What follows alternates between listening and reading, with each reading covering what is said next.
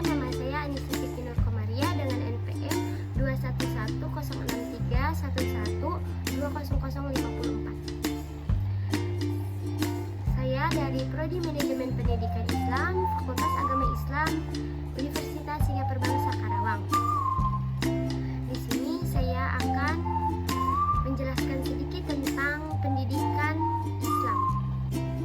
Tentang pendidikan Islam, memaparkan konsep paradigma tentang konsep pendidikan Islam memang sudah lama berkembang luas. Dalam pendidikan Islam pastinya kita sudah mengenal 3 konsep dasar pendidikan Islam, yaitu 1. Ta'dib, 2. Tarbiyah, yang ketiga dan ta'lim. Namun dari ketiga konsep dasar tersebut memiliki titik tekan yang berbeda. Kita jelaskan satu-satu di antara 3 konsep itu. Kita mulai menjelaskan dari yang pertama dulu, yaitu ta'dib. Ta'dib adalah berasal dari kata benda yang mempunyai kata kerja adaba, yang berarti mendidik. Bentuk kata ini belum tertuju dan memerlukan tujuan objek, yang dalam pendidikan objek memerlukan tujuan, yaitu tujuannya itu adalah manusia.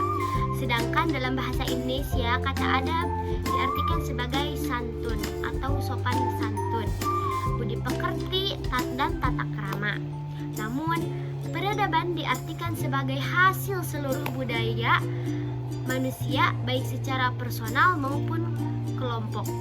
Jadi ta'dib dapat diartikan sebagai proses untuk membentuk sebuah peradaban.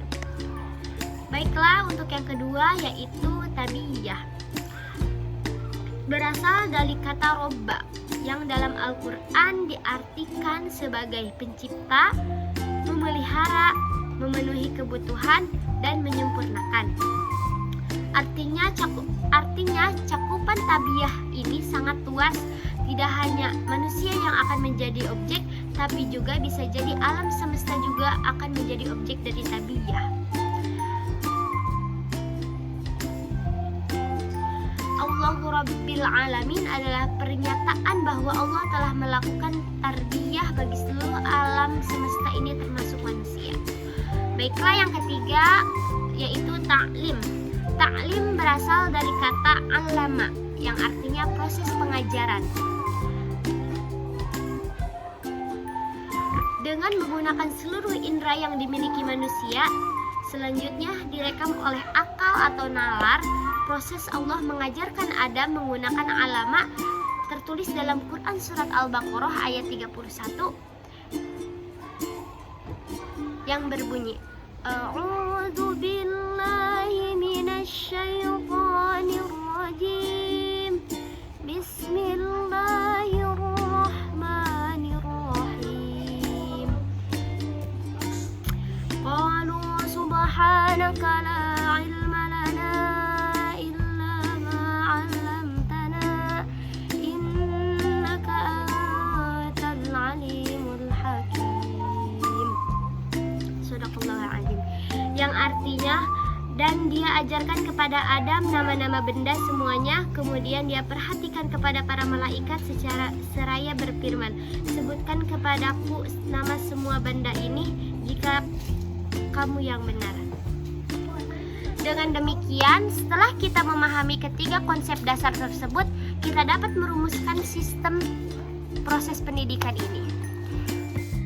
Kita perlu memahami ketiga konsep dasar pendidikan Islam ini agar kita bisa menentukan arah atau alur proses pendidikan untuk menghantarkan manusia kepada hakikatnya sebagai manusia, yaitu mengemban amanah dan mewujudkan suatu tatanan masyarakat di kehidupan yang diridhai oleh Allah Subhanahu wa Ta'ala.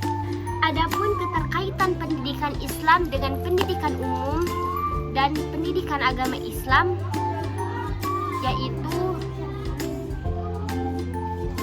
yang pertama itu hubungan pendidikan Islam dengan pendidikan nasional tidak dapat dipisahkan, karena keduanya ini mempunyai hubungan yang sangat erat dalam hal ini.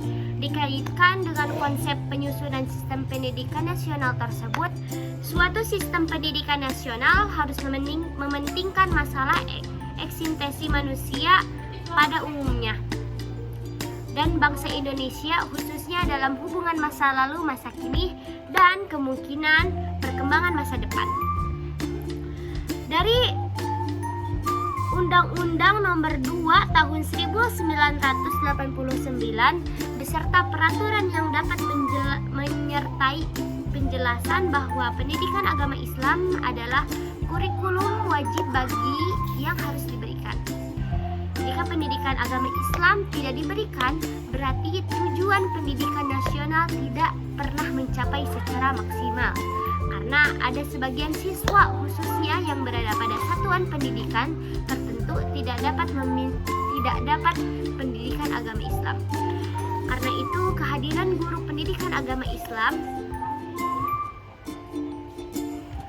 itu kehadiran guru pendidikan agama Islam yang profesional itu sangat dibutuhkan di sebuah lembaga pendidikan. Dan jika kita menengok pada tujuan pendidikan sebagaimana tertuang dalam Tujuan Pendidikan Nasional pada pasal 4 Undang-Undang Dasar Nomor 2 Tahun 1989 yang berbunyi mencerdaskan kehidupan bangsa dan mengembangkan manusia Indonesia seutuhnya, yaitu manusia yang beriman, bertakwa kepada Tuhan Yang Maha Esa, yang berbudi pekerti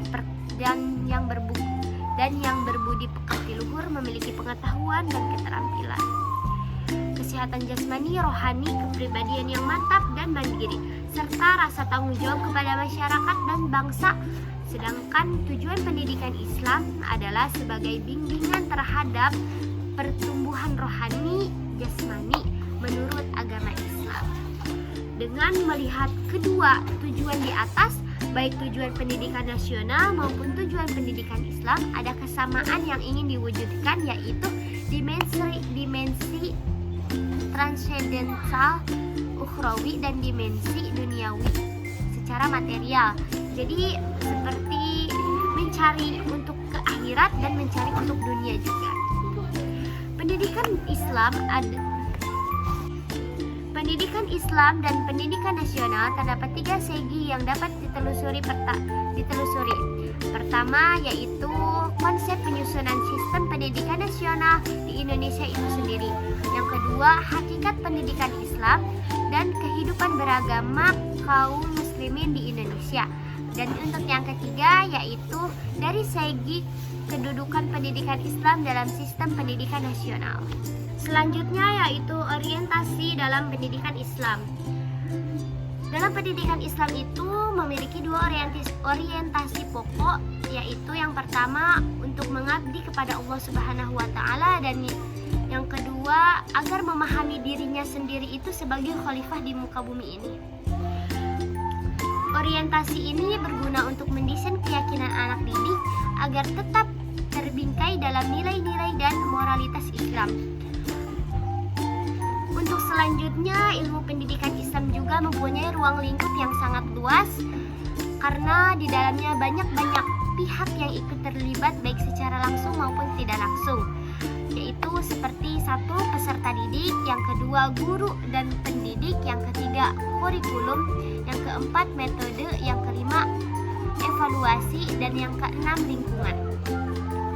Adapun lingkungan pendidikan Islam adalah suatu lingkungan yang di dalamnya terdapat ciri-ciri keislaman yang memungkinkan terselenggarakan pendidikan Islam dengan baik. Lingkungan yang dimaksud yaitu tempat untuk memperoleh pendidikan Islam baik dalam keluarga, sekolah maupun masyarakat. Mungkin cukup sekian dari saya. Bila ada salah mohon maaf. Cukup sekian dari saya. Wabillahi taufiq wal hidayah. Wassalamualaikum warahmatullahi wabarakatuh.